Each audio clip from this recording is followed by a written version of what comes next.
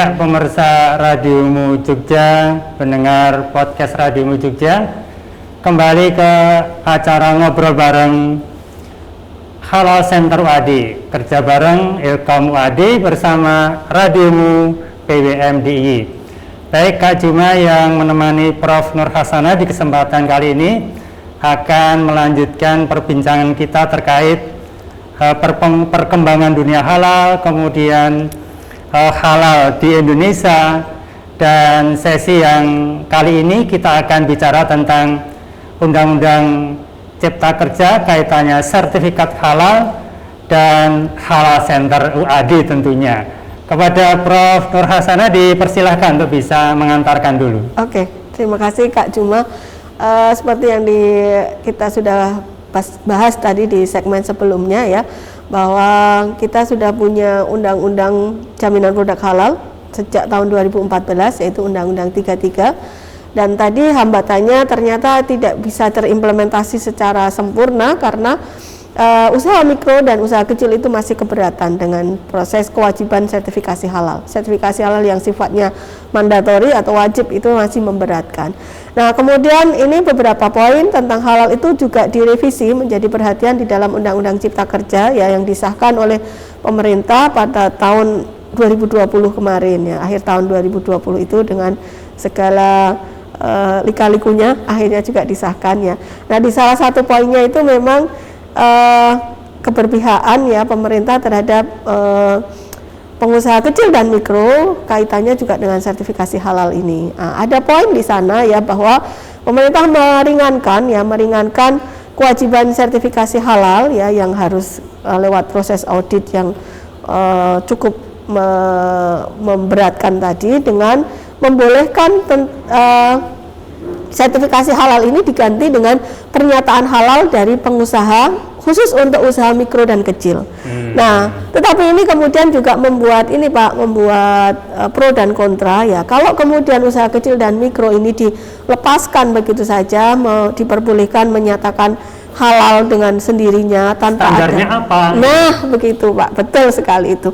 Standarnya apa? Jangan-jangan nanti malah kemudian tidak jadi benar-benar ada jaminan terhadap halal. Nah, inilah kemudian kita ya Halal Center UAD, kemudian juga LPH KHT Muhammadiyah merespon ini ya, agar tidak kemudian dilepas begitu saja ya, tidak dilepas begitu usaha kecil dan mikro ini dibiarkan gitu ya, dibiarkan menyatakan bahwa produknya halal tanpa ada proses pemeriksaan dan pembinaan. Makanya kemudian kita membuat suatu skema pembinaan untuk usaha kecil dan mikro ini ya, lewat LPH KHT kerjasama dengan Halal Center di seluruh perguruan tinggi Muhammadiyah dan Aisyah di seluruh Indonesia, yaitu kita menelurkan program Ikrar Halal Muhammadiyah ya. Jadi nanti kalau pengusaha-pengusaha kecil dan mikro ini yang mengikuti program kita, program Ikrar Halal ini ya, akan mendapatkan bimbingan dari Halal Center termasuk Halal Center UAD tentunya. Kemudian mendapat bimbingan, kemudian akan dilakukan juga proses audit oleh auditor LPH KHT ya, dan kemudian untuk menjamin bahwa produk yang dihasilkan memang halal. Nah, kemudian nanti dari situ akan diberikan suatu semacam sertifikat atau semacam tanda bahwa ini sudah halal. Jadi ikrar halal yang kita berikan, yang diberikan oleh pengusaha itu memang kita jamin oleh Halal Center bekerjasama dengan LPH KHT Muhammadiyah. Lembaga swasta non pemerintah begitu ya? Iya, lembaga. Jadi akhirnya memang ada pendamping produk halal tadi itu ya? Iya, betul. Dari lembaga swasta begitu ya? Iya. Nah, kemudian bagaimana dengan Halal Center UAD? Iya, tadi sudah saya sampaikan ya bahwa Halal Center UAD bekerjasama dengan LPH KHT akan bersedia membina menjadi mitra dari usaha kecil dan mikro ini untuk mendapatkan atau untuk menyatakan ikrar halal itu ya, menyatakan halal terhadap produknya, tetapi dengan proses didampingi, diaudit, dan nanti ikrar halal itu benar-benar kita beri tanda nanti ya, semacam. Ini sudah berjalan atau belum?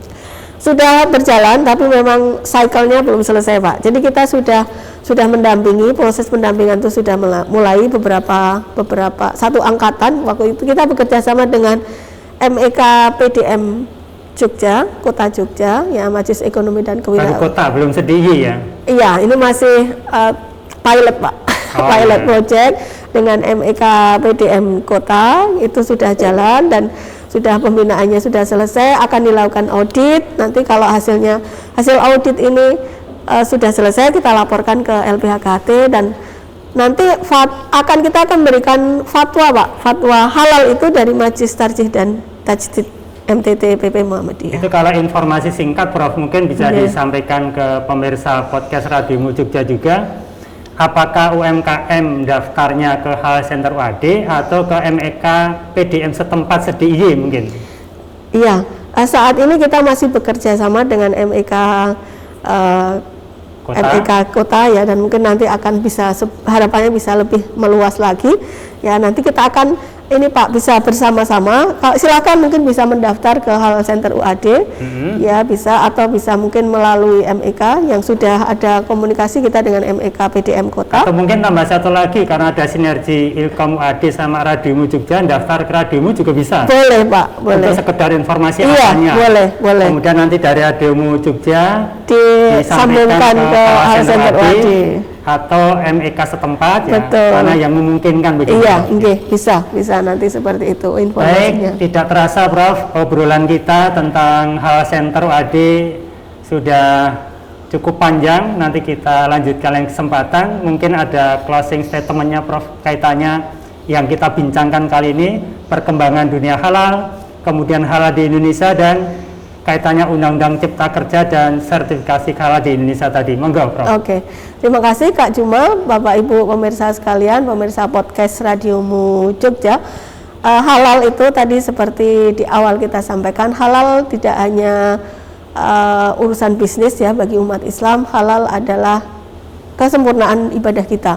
Kalau kita mengkonsumsi, menggunakan ya barang-barang yang halal, maka itu akan menenangkan diri kita ya, dan akan membuat semuanya barokah ya. Demikian juga untuk bagi pengusaha, kita juga punya tanggung jawab ya untuk menyediakan bagi saudara-saudara kita yang muslim ya produk-produk halal. Jadi mari kita bersinergi bersama-sama untuk menyediakan produk-produk yang halal ya, dan bagi kita konsumen juga harus jadi konsumen cerdas, berusaha untuk memilih produk yang halal. Demikian. Iya, terima kasih Prof. Nur Hasanah. Demikian pendengar radiomu, pemirsa podcast Radiomu Jogja.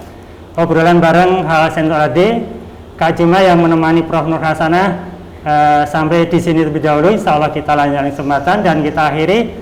Assalamualaikum warahmatullahi wabarakatuh. Waalaikumsalam warahmatullahi wabarakatuh.